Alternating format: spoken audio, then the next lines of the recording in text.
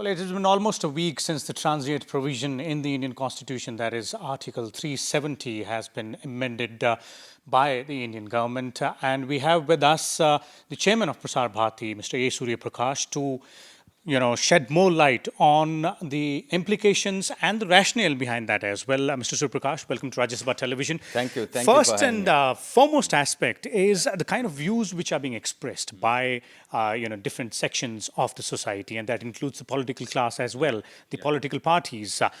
And one recent article which you have written, that clearly mentions how the situation, years ago in 1960s was very different for some of these political parties. So could you explain a little further?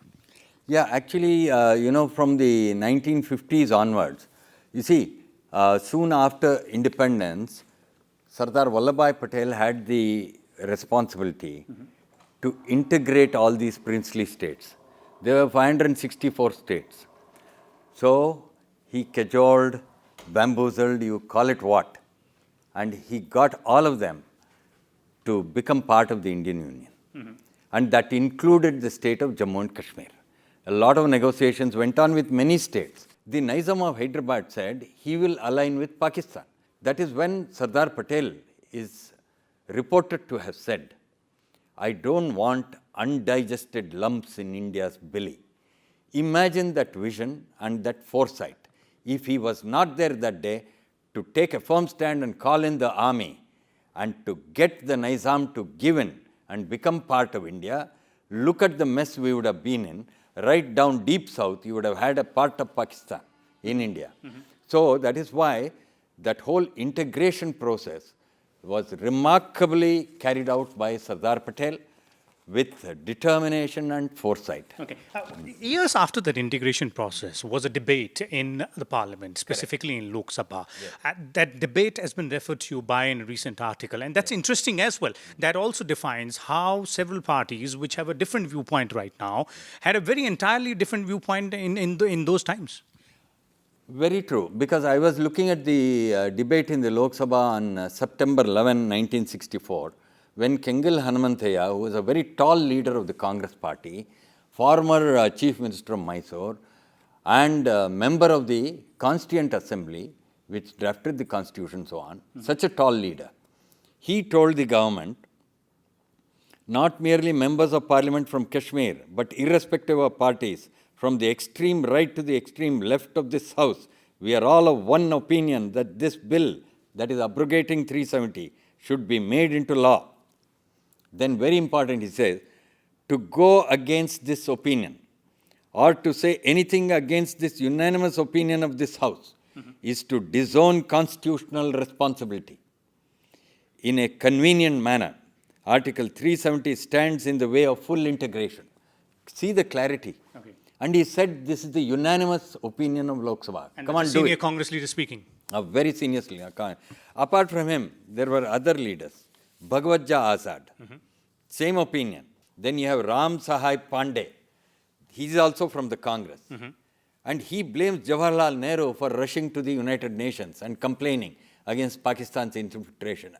As a result of which, the UN ordered a ceasefire.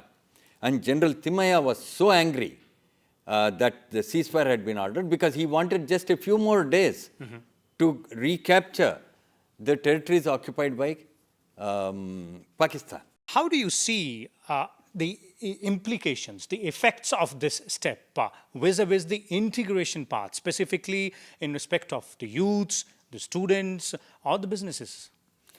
This is a very important question, and let me tell you, wherever I travel in India, I meet Kashmiri youth studying in universities.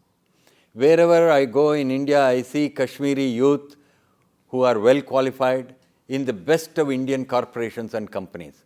I have seen Kashmiri businessmen doing business in Hampi, which is that great archaeological site in Karnataka. Belur, Halebid.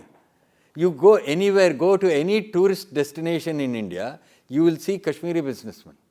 So, this is what is open to them, available to the Kashmiri youth and every resident and citizen of India who resides in Kashmir. This is what is available to him, just as This is what is available to all of us.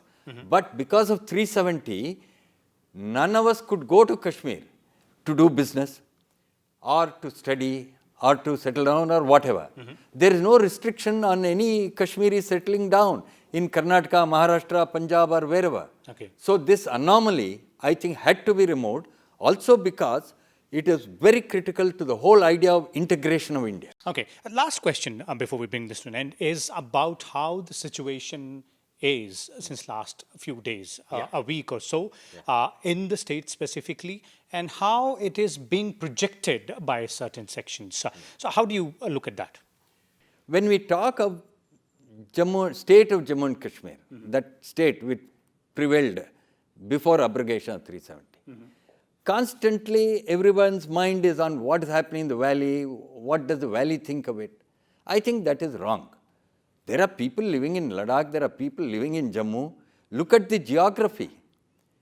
85% of the geography, you are not taking that into account. I think we need to correct that. I think people of India need to understand this. And then slowly the integration process will happen. As regards international media, referring to the state of Jammu and Kashmir as Indian administered Kashmir is absolutely ridiculous. The state of Jammu and Kashmir is like the state of Mysore, Travancore, Bhopal, what have you. These are all states which integrated into the Indian Union over that period of time after we got independence. 564 states. It is one of those states. So we'll imagine an international media describing Maharashtra as Indian administered Maharashtra. Very much an integral part of India, as Maharashtra or as Travancore or as Mysore. And we as citizens of India, as a citizen of India, I feel very offended when somebody refers to a state in my country as an Indian administered state. Absolutely ridiculous. We must challenge that. We must change this narrative. We should not accept it. With camera person Prashant Karmakar, this is Vishal Dahiya for Rajya Sabha Television in Delhi.